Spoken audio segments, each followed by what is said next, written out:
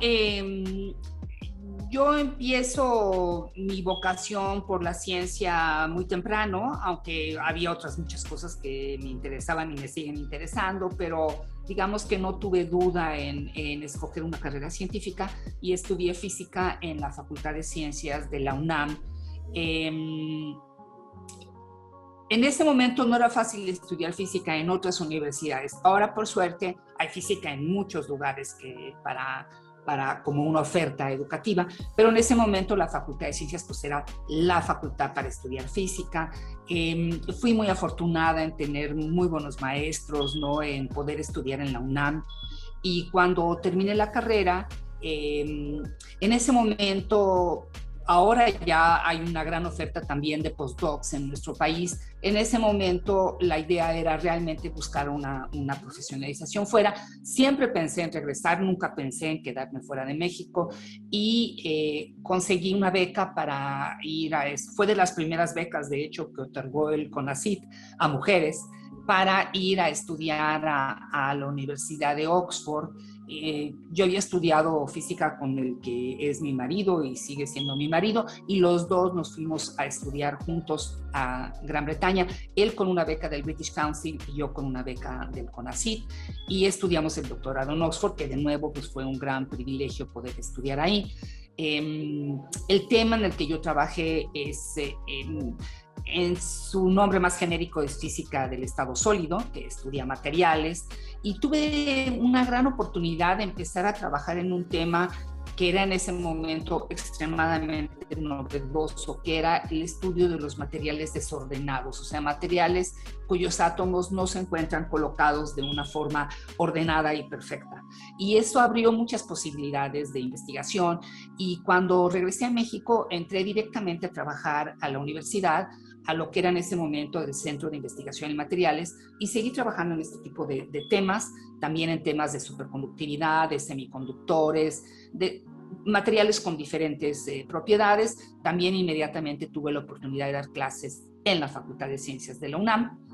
Pero hubo un momento en que se dio la oportunidad de participar con un grupo importante de miembros de la Universidad Nacional Autónoma de México, que nos fuimos a lo que hoy es el Campus Morelos de la UNAM, a trabajar en el estado de Morelos como un campus de nuestra universidad. Y me fui con un laboratorio que pertenecía en ese momento al instituto donde yo trabajaba de materiales que ya mencioné, y ese laboratorio de energía solar con el tiempo se volvió el Centro de Investigación en Energía y luego el Instituto de Energía Renovable, que es su nombre actual, y está ubicado en Temisco, Morelos, y yo he ido haciendo mi carrera dentro de esta institución y he ido progresando en los diferentes niveles de investigación que hay en la UNAM, y también siempre dando clases. El instituto tiene en este momento una licenciatura en Ingeniería en Energías Renovables y un posgrado, y yo trabajo en ambos. En diferentes momentos he dado diferentes materias. En todo este proceso que he contado, que es básicamente de investigación, hay un momento en que tengo la enorme oportunidad de entrar en el tema de comunicación de la ciencia, ¿no? La UNAM decide hacer un museo de ciencias. En ese momento el rector era el doctor Sarucán, y el responsable de este proyecto, que nombran director del Centro de Comunicación de la Ciencia, era Jorge Flores. Invitaron un grupo de académicos a que participáramos en el proyecto de la creación del Museo Universum, y a mí me encargaron, como era lógico por donde estaba yo investigando, la sala de energía. Y bueno, esto yo lo considero una enorme oportunidad en mi vida, porque esto me permitió realmente entrar en el tema de comunicación de la ciencia y de colaborar con grupos multidisciplinarios. Ya ves que hacer un museo pues tiene de todas las profesiones. Me permitió visitar otras instituciones de tipo museístico. En fin, me abrió toda una gama de posibilidades, y de esa manera realmente pude completar el dedicarme tanto a la investigación como a la docencia como a la divulgación. Y finalmente hay un momento en el que se me ofrecen cierto tipo de puestos administrativos que bueno, eso le pasa mucho a los científicos cuando llegamos a una cierta edad. Primero fui la directora de la Dirección General de Divulgación de la Ciencia, donde están justamente los museos de ciencia de la UNAM. Luego fui por un periodo corto la directora del Centro de Investigación en Energía, que es en lo que se convirtió aquel laboratorio que se fundó en los años 85, 86 en Temisco, Morelos. Y después, en un deseo también como de apoyar a mi comunidad, acepté ser la directora adjunta de Desarrollo Científico en el CONACYT en el periodo 2013-2018. Y el último, digamos, la última... Bueno, no, he tenido otros puestos importantes como ser la presidenta de SOMEDICIT, que es la Sociedad Mexicana para la Divulgación de la Ciencia y la Técnica, secretaria de la Academia Mexicana de Ciencias, vicepresidenta de la Academia de la AMCIT, que es la Academia Mexicana de Museos y Centros de Ciencia.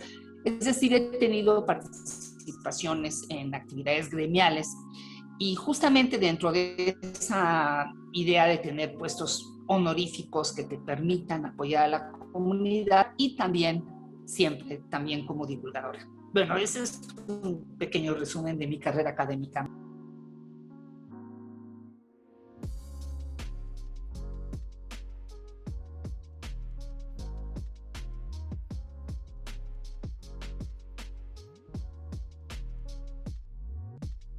Sí, no, pues yo creo que no hay ninguna duda de que siempre para una mujer las cosas son más complicadas, tampoco hay ninguna duda de riesgos y se vuelve siempre todo más complicado si eres mujer.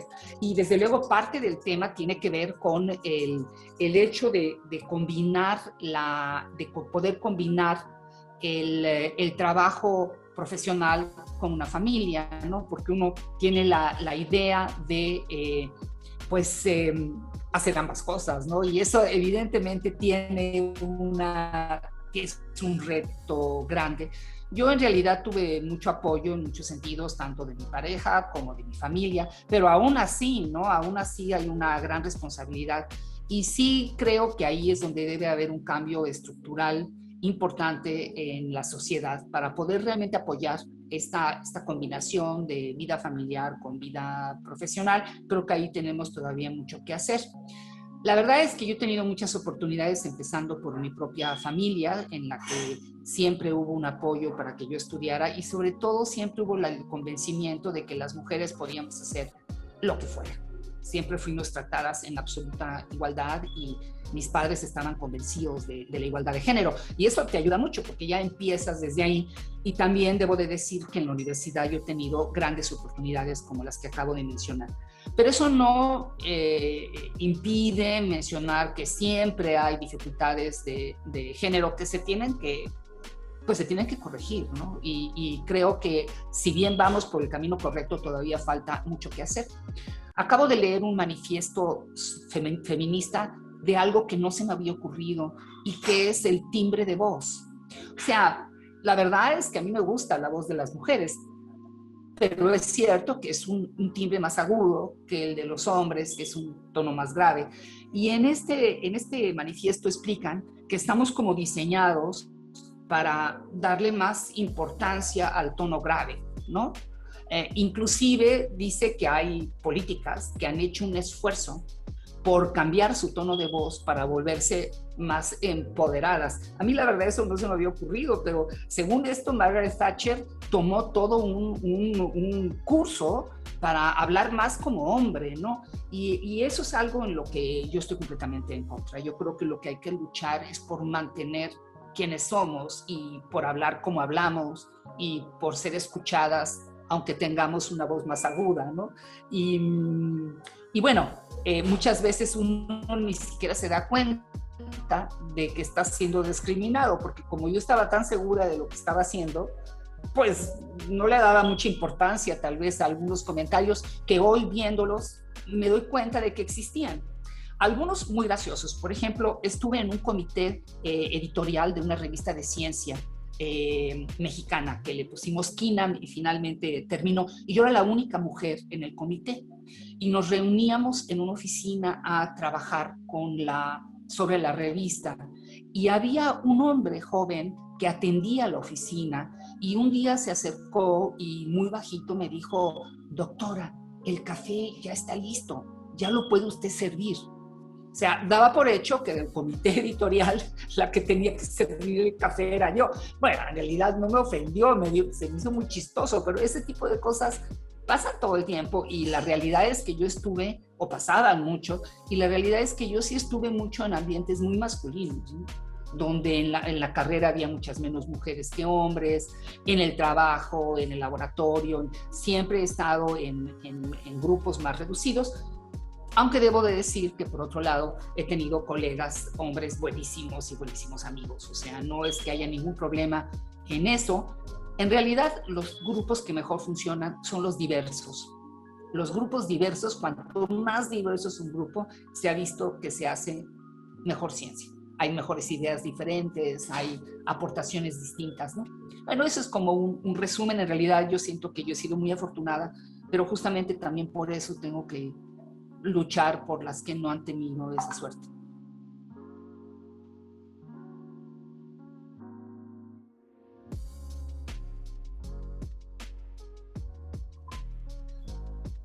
Bueno, la verdad es que el placer del conocimiento es verdaderamente un placer. Estoy segura que tú entiendes a qué me refiero, ¿no? Y hacer un pequeño descubrimiento, que sea chiquitito, que seas la primera persona que te das cuenta de que eso es así, enriquece tanto y es maravilloso. Es una carrera realmente maravillosa. Por otro lado, yo sí estoy convencida que la construcción de la ciencia que te permite una cierta estructura mental, ha sido muy importante para la calidad de vida que he llevado, para las decisiones que he tomado, porque realmente aprecio los hechos, aprecio las cosas que suceden, investigo lo que pasa a mi alrededor. Entonces, realmente lo que me ha motivado más es esa satisfacción personal de crecimiento y de logro, ¿no? Y sí recomiendo muchísimo a la gente que no necesariamente se vuelvan científicos, pero que adquieran esa parte que te da la ciencia del razonamiento científico que enriquece tu vida y definitivamente te apoya, ¿no? Entonces, un logro, desde luego, yo te he contado algunos aspectos de mi vida. Digamos que en la parte de investigación, pues yo fui adquiriendo los niveles más altos, el nivel 3 del SNI, yo fui buscando ese tipo de logros académicos.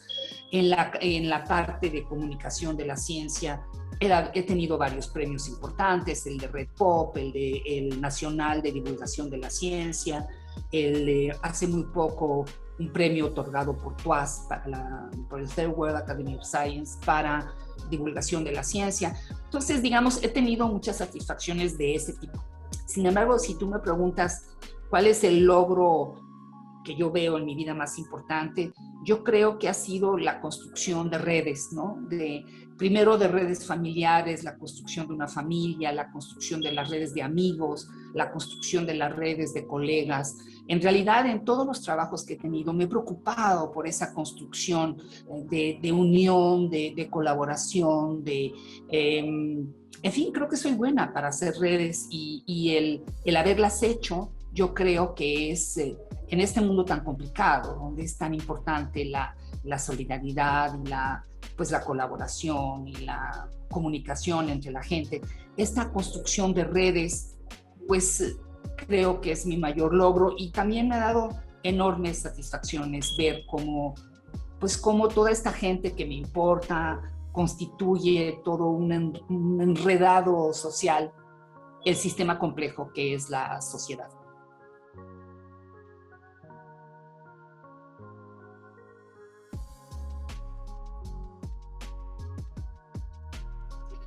Bueno, como sabes, en la academia existen mecanismos de comunicación muy establecidos, las revistas, las publicaciones, los congresos, y ahí te puedes ir dando cuenta de cómo van los avances. Y la verdad es que también ayuda mucho la divulgación de la ciencia porque nadie es experto en todas las áreas, ¿no? Entonces, sí, el que puedas leer de qué pasa en otras áreas. Por ejemplo, a mí me interesa muchísimo las cosas, cómo ha avanzado el análisis del ADN, ¿no? Hay, no sé, seguro tú has leído La doble hélice, como yo leí hace mucho tiempo. Entonces te das cuenta, ahí aparece la historia justamente que comenta, que da el nombre Elsie a tu revista. Entonces la divulgación de la ciencia también te pone, te coloca en el conocimiento, ¿no? de cómo están las cosas en las diferentes áreas científicas. Yo creo que ha habido muchísimos avances que se podrían mencionar. Yo he estado, a pesar de que no soy astrónoma, he estado muy interesada en los avances que tienen que ver con el espacio, ¿no? Cuando yo empecé la carrera de física, acababa de llegar el ser humano a la Luna, y eso fue como un detonante. Se puso muy, muy de moda la física porque todo el mundo dijo, bueno, qué maravilla, ¿no? Podemos llegar ahí, ¿no? Y yo, por ejemplo, he seguido ahora con muchísimo interés todo lo que está pasando en Marte, ¿no? Cómo se está explorando el planeta y cómo nos está llegando una información valiosísima de nuestro sistema solar. Por otro lado, yo doy la materia que estoy dando ahora en la licenciatura de mi instituto es justamente sustentabilidad, y uno de los argumentos fundamentales de la sustentabilidad es que no hay otro planeta donde ir, que tenemos que cuidar este planeta y que efectivamente lo que toca es combatir el cambio climático, cuidar este planeta, porque los buenos planetas son muy difíciles de encontrar. Entonces creo que los avances en la astronomía han sido fantásticos y nos hacen ver que somos un pequeño punto en el espacio y que tenemos que cuidar este planeta que tenemos. Por otro lado, en el tema de salud, pues también es muy impresionante cómo la velocidad con la que se ha respondido al tema de la pandemia. Yo creo que si me preguntas, en este momento el avance más impactante es la respuesta a la pandemia, la respuesta científica a la pandemia. Es una respuesta que, claro, solo se puede dar después de muchísimos años de trabajo, ¿no? Porque si no, no se hubiera podido construir, ¿no? De la manera que se ha construido, pero la velocidad en la que todo ese conocimiento ha servido para entender este virus y para generar las vacunas es algo asombroso. Yo creo que en este momento, si me preguntas dónde está el gran éxito de la ciencia, es en esta capacidad que ha mostrado frente a la pandemia de COVID-19.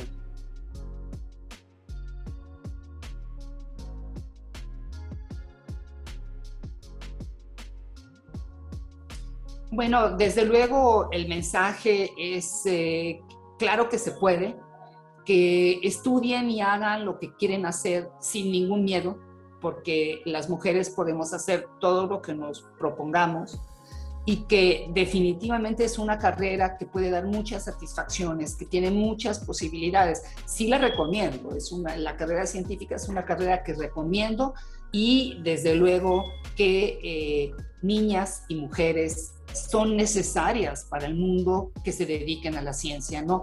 Son el 50% de la población, somos el 50% de la población. Este país, este mundo, este planeta requiere de ciencia, y la ciencia requiere de las mujeres, ¿no? Entonces, como sabes, en los objetivos de la sustentabilidad hay 17 objetivos. El quinto es respecto a las mujeres en ciencia, mujeres y niñas en ciencia.